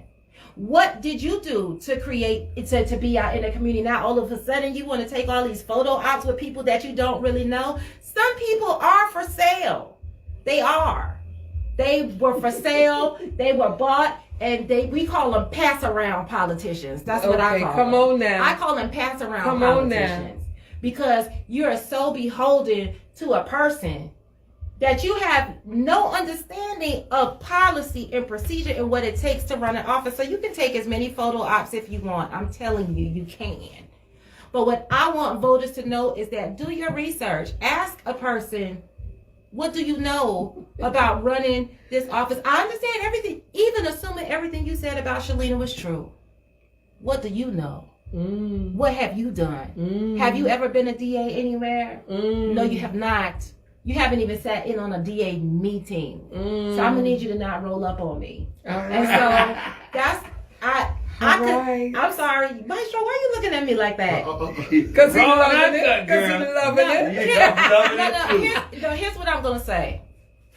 And here's what I'm gonna say. I want to say this, and I want to say this to voters and to people who are listening. Whenever you hear this, it is unfair that in our American political system, a woman of color has to temper her words so as not to offend conservative black people, or temper her words so as not to offend the good white folk. I'm telling you, I love y'all because I love Jesus, and I'm here to tell you the truth. So what you hear from me, even if you don't like my delivery, I wouldn't say it if it wasn't true. It is a shame that the former president of these great United States can on CNN stand up and say we got to get rid of these black female prosecutors because they are mentally ill and threaten the democracy of our country. And nobody said a mumbling word. Nobody, not the NAACP, not the National Council of Negro Women, not local pastors. Nobody stands up for women of color in politics. Facts. So if you say to me that I sound angry, what I'm saying is you have representatives who are qualified, well-studied, well-trained, well-spoken, and know how to do the work. That's But right. you have got to protect people who you put and you elected to put in office. Now let me explain something to you. If I haven't done enough work, if you're not satisfied with this plan, this proven plan, if I haven't done enough work to persuade you that I am not only the best person qualified for this position, but the best person who has a proven plan for this position, that's on me. If I haven't persuaded you of that, that's on me. But make sure you asking the right questions. That's right. Because if these people out here trying to run a campaign on my back, guess what? And y'all let them do that. They're gonna do it to everybody in office, and the word is gonna be like, "Oh, damn, Alicia Blakely is too black for me." I don't know another way to Black, be. black, blackity black. I'm gonna be nothing but black. No, let me say this. Let me say this because this is important, and it's important for voters to hear. We are qualified Very to do much this so. work. We have Yes. been trained to do this work, and it is unjust and unloving to require us to express ourselves in another way that makes everybody else feel comfortable because we can't be ourselves. I am unapologetically who I am. That's right. I belong to God, and even tonight, God, as I speak, I have asked you to word my mouth. Even tonight, as I speak, right now, God, I pray that everything I've said has been about edifying you and not glorifying me. I'm not getting the glory out of this. It's ADAs in my office that make more money than I do as the elected official, and that is a shame. Come on now. I do Come this on. for justice, fairness, and equity. And I'm saying to you, that work is not done. It took hundreds of years to create the system we live under right now. And if I got to convince people who used to work in that courthouse that certain people shouldn't be in jail and certain things are unjust, we got a lot of work to do. Yes, we do. We have a lot of work to do. And so I want you to also talk about the financial situation with that office. I'm going to talk about it if you don't want to talk about it. No. I'm going to talk about it because Yes, I got because receipts. we need to talk about that because a person can't be effective like they should be, especially when you got the financial source not giving you or pouring into your office the way that individual is pouring into all the other offices. Now, she ain't going to call no names, but who's in charge of the commission? Who's in charge of the commission to finance her office? Well, Somebody tell me. Let me say this. Trust Alice. Hold on, no. Let's be clear. Let's be clear because I do want to speak for myself, and I don't want anybody to get confused.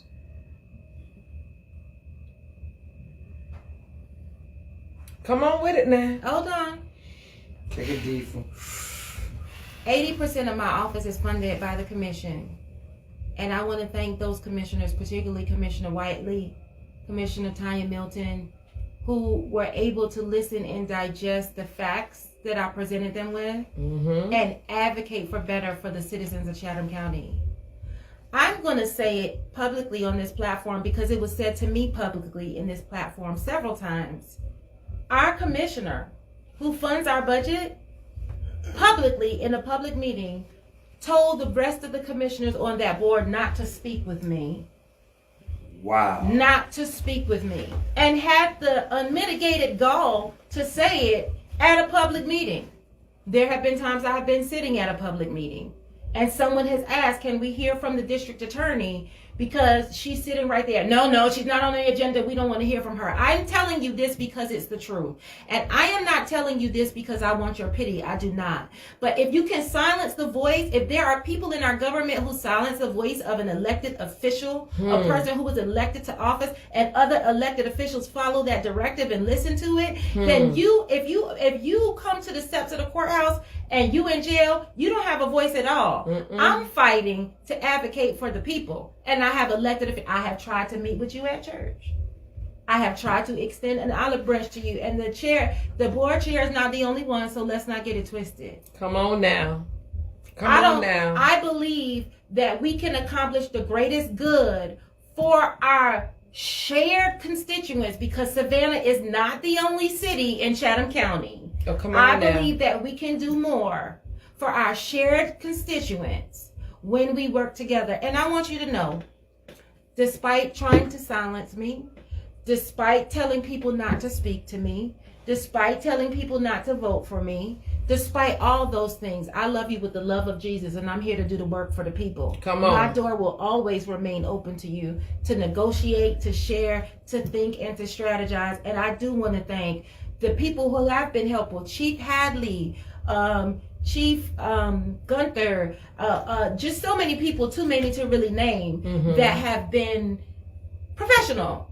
That's what I'll say. And so, here's what I have spoken my truth. Yes, you have, And honey. even- Yes, you have. Even as you I have sit in- spoken your truth. Even as I sit in this chair, right now, the voice I'm hearing in my head is the voice of God. I'm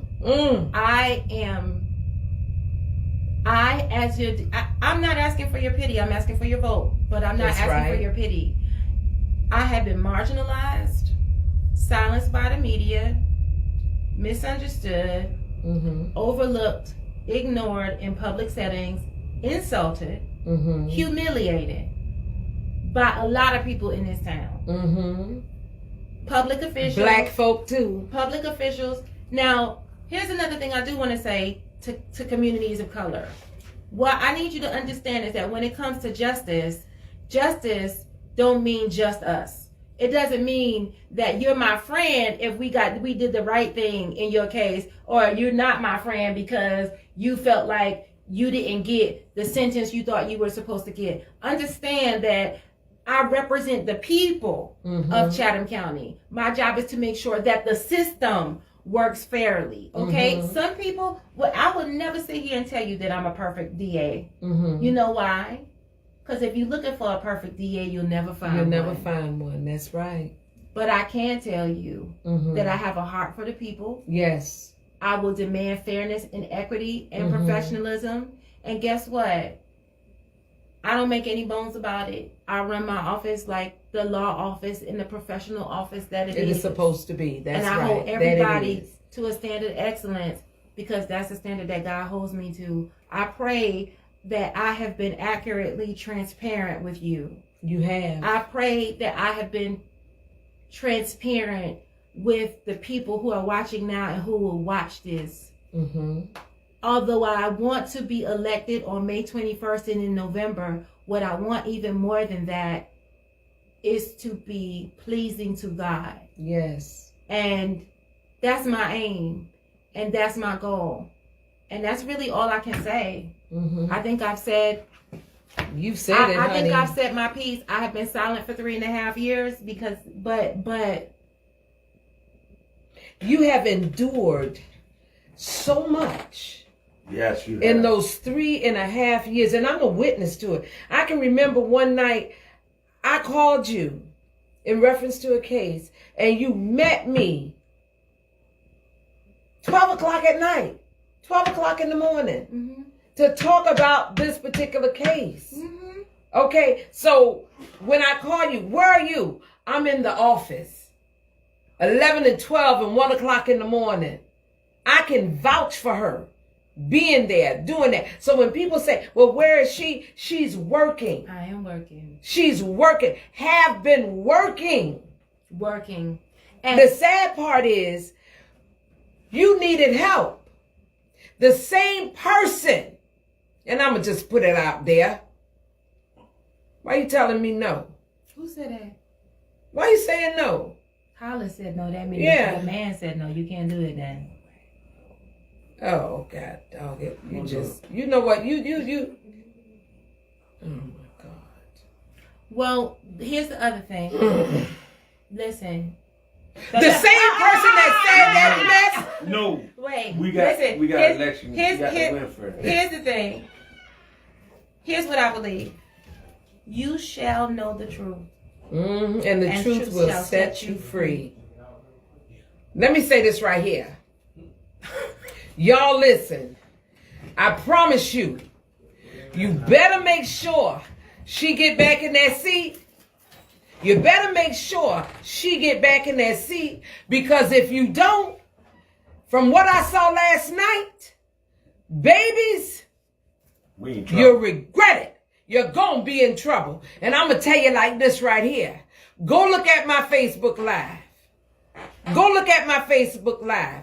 Go look at anybody who recorded that last night.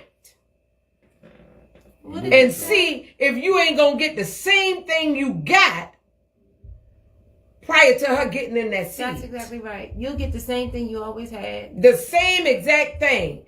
How many black folk incarcerated? How many poor white folk? How many poor white folk incarcerated? How many poor brown people incarcerated? Mentally ill people. Mentally ill people. You better be glad she got a heart for the people. I'm just being honest. I'm putting it out there. Because the ones that was before her did not give a care. I also want to say this, because I encourage you to hold all of your government officials accountable. And I want to go ahead and explain this to the community.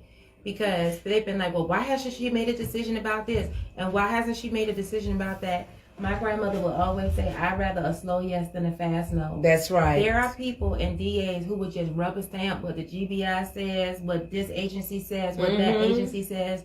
You can be assured that when I rule on the case, I have reviewed it my own self. That's I have right. consulted my own experts. And yes, that takes time. So instead of giving you a quick no, right? I'm going to do a thorough job so you can make sure, because I want to assure myself that the decision that I make is the right one. Now, some people might not be satisfied with that, but guess what? I know the quality of my review and what I have done. So I want to say that to the community, because they don't always understand what's going on behind the scenes, but they should know that too. So.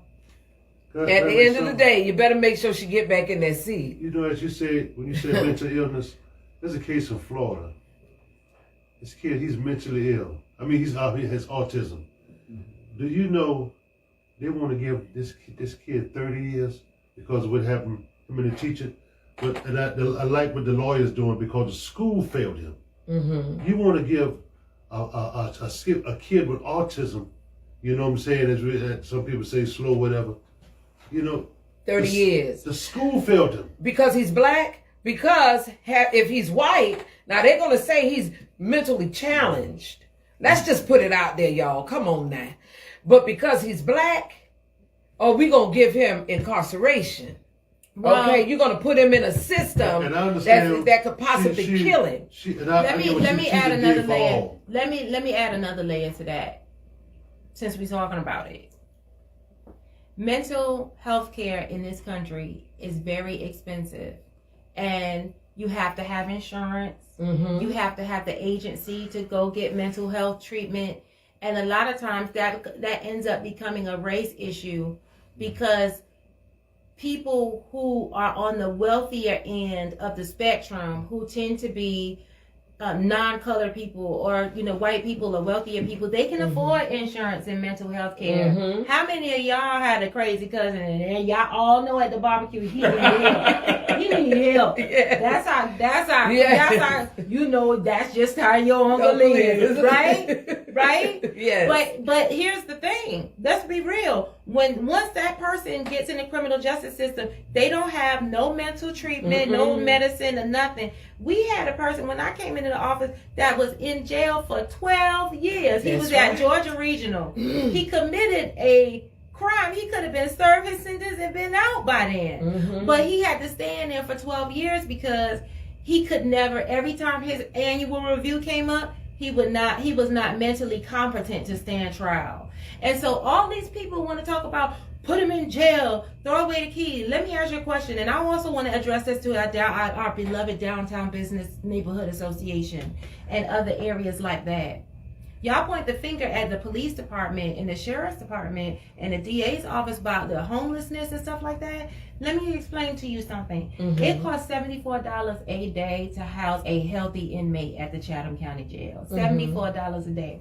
So let me ask you something. If somebody was downtown and you walk past a homeless person downtown and they ask you, man, would you give me $85 so I can stay at the Hampton Inn? What would you do? You look at them and say, are you crazy? Yes. But yet you want us to come in and the sheriff's department arrest them. Taxpayer, you are paying $85 a day to arrest that person because they were a nuisance to you and they made you feel uncomfortable. And so I'm just saying that if our wealthier business districts, everybody at the table should chip in so we can address the problem of homelessness and mental illness so that we're not just displacing them and the police officers are not picking them up and taking them to jail or picking them up and putting them in a certain side of town.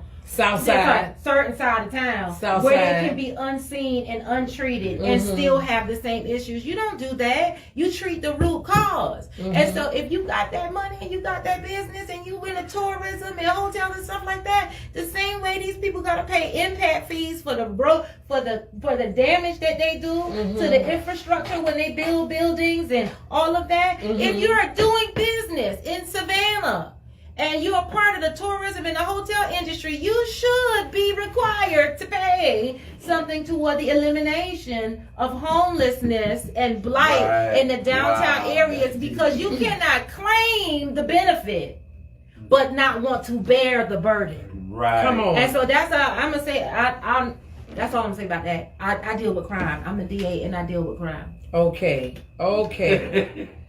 Let me tell you something. I'm gonna be in so much trouble. All my campaign consultants gone.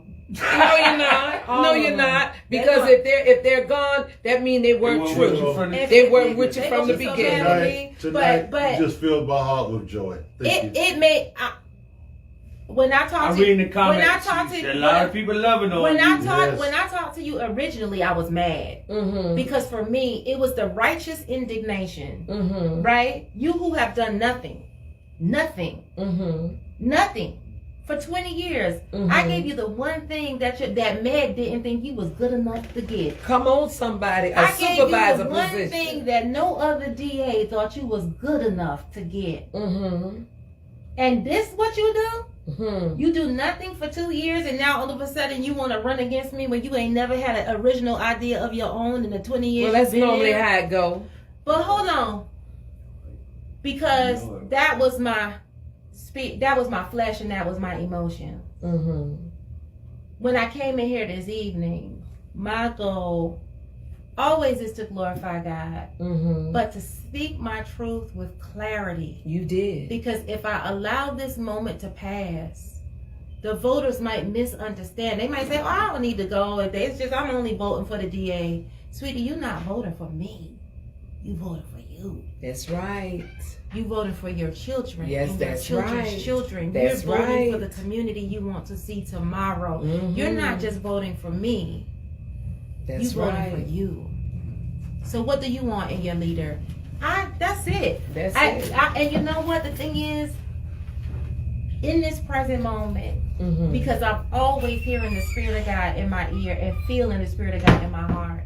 In this present moment, I have the assurance of knowing that I have spoken the truth without lying. Yes, you have. Yes, you And have. I have spoken the truth with accuracy. And at the end of the day, speak your truth. Because if you don't, nobody else will. Come on, somebody. Come on. And you did phenomenal. Y'all, she told you. She told you. I love it. She told y'all. Y'all, in 3.5 years, she ain't said nothing. She said it tonight. Last night, they wouldn't give her the opportunity to say it. Every time they asked a question and then her name was called, they didn't want her to rebut it. But doggone it, she done came and told you tonight. And let me tell you something, y'all. She got receipts. She ain't lying. I'm not. She ain't lying. The one that's running against her, she'll lock your son, your brother, your cousin, your dad up for something that they didn't do. She just said it. They need a conviction. The one they don't care she who don't to convict. she don't care. Long as they get the one that's running against her. So I'm telling you, but Let me say this to y'all because I want y'all to know this too. I spoke to her personally last week in a public place. I asked her, "Can I speak to you for a second? I want to talk to you." Let me tell you who I am because I need you to know who I am. You don't have to win by lying or by hurting people or by offending people. Because on May 22nd, I have to wake up, look myself in the mirror. I will still have a charge to keep, a God to glorify. I still have children that I have to walk in front of and show them the example. This race is not worth me losing my dignity. No. It's not worth me losing my witness. And I say that because, not to be pious and not to be on no soapbox, I want to live right and I want to do right because it's right to do right. Promotion comes not from the east or the west. Promotion comes from God. That's right. I pray the citizens who listen to this show tonight hear my heart. They do. I hope they hear that I care about them. They do. More than I care about being called the DA. I hope they hear that. They hear it because I'm reading the comments. Oh yeah. They hear it. That's what I'm I reading said. the comments, and you know the beautiful. Can I say this real quick? The beautiful thing, and even though the mainstream media has lied on you, the beautiful thing of social media. See, let me say this. See, social media put a sign up. Avacon. For her and Keisha, you know what social media said? You know what they're saying? The social media's not. They put a sign up for her. Social media. a big billboard. See the beautiful thing. You can come to platforms like this. You don't have to because guess what? Only people that watched WTLC and all of them, old people.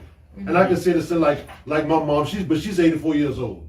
So, you know, but other than that, most people don't watch. They don't watch the mainstream. They say media. social media is not the news. Well, you know, I read something, and this goes for all of Savannah, and I reposted this on Facebook.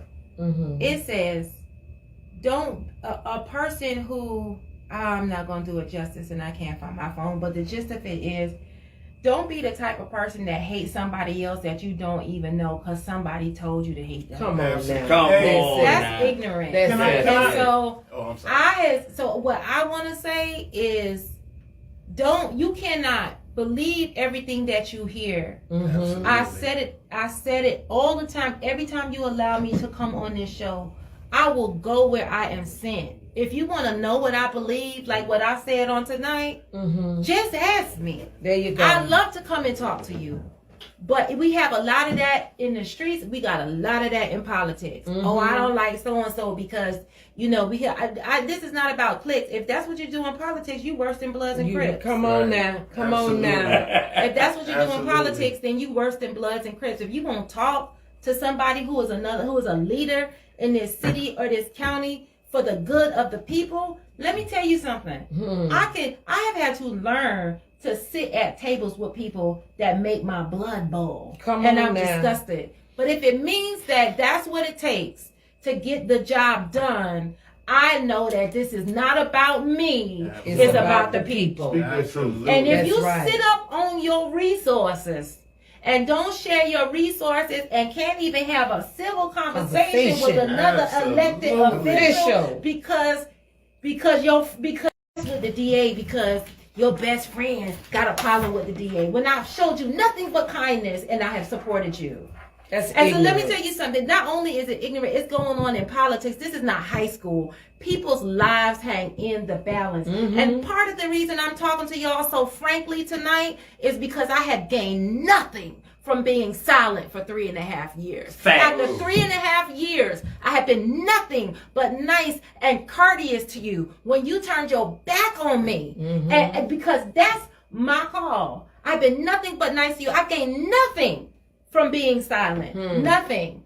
You better Nothing. tell it. You better So speak if there your is a truth, time to baby. speak, it might as well be now because I have gained nothing from being nice to some of these people, elected officials that y'all put in office. Come on now. And you will be back in DA. Yes, you Watch. will. Yes, you will. That's That what the just Lord made- said. So guess what? That just made my heart feel good. This a whole nother Thank you. The- I feel. Thank you. You're welcome. I'm sorry. I had a lot to say. She had to let it all go. But guess what? We ain't gonna talk about the other thing, but we gonna talk about it next week. Oh, we got a lot to talk about next week. Now, y'all, let me say this right here, and we get ready to get up out of here. You ain't in no trouble.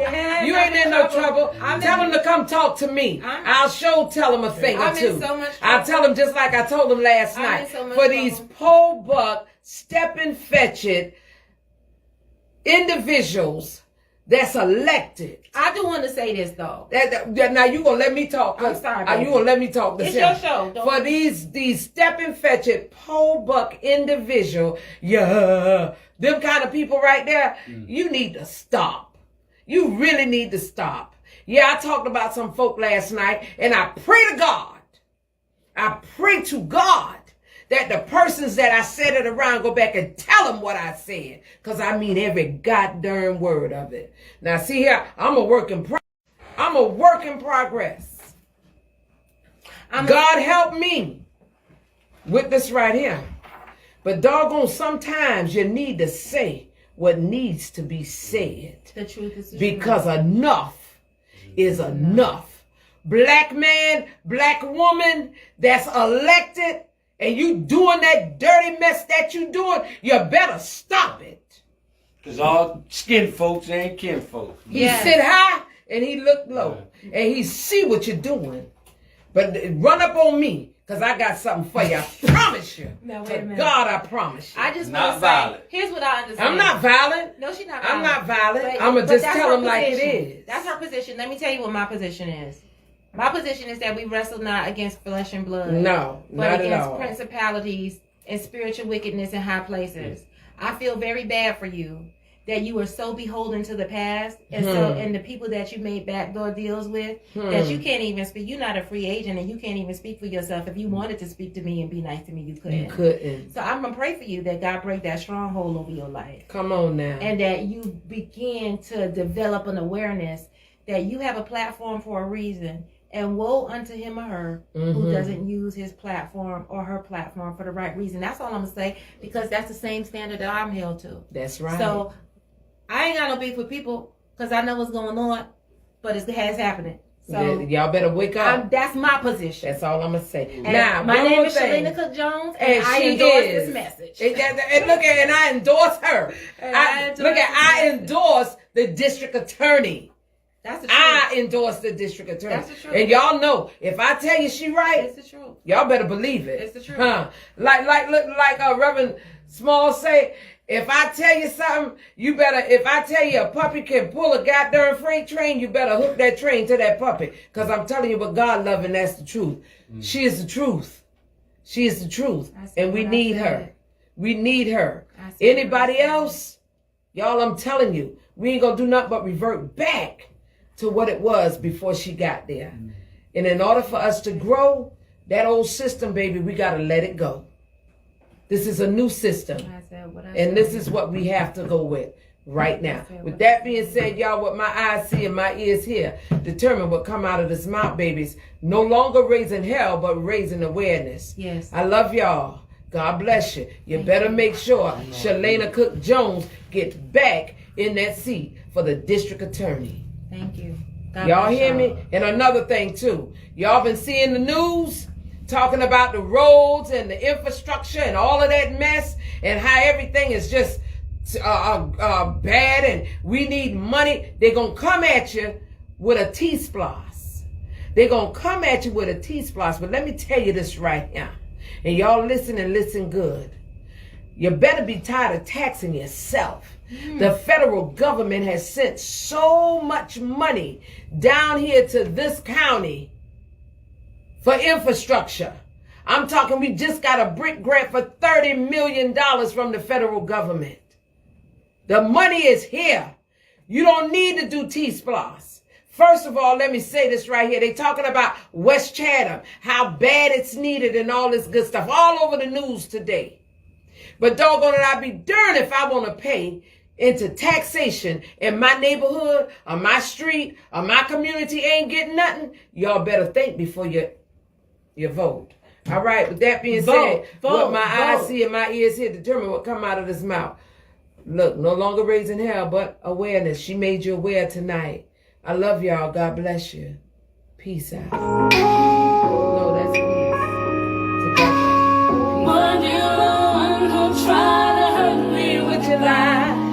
They could cut it off if they want to, man. We don't own the rights to this music. Man, you got down. Hold on, I'm about to cut it. She needs you by her side. I can cut it off. You can cut it off.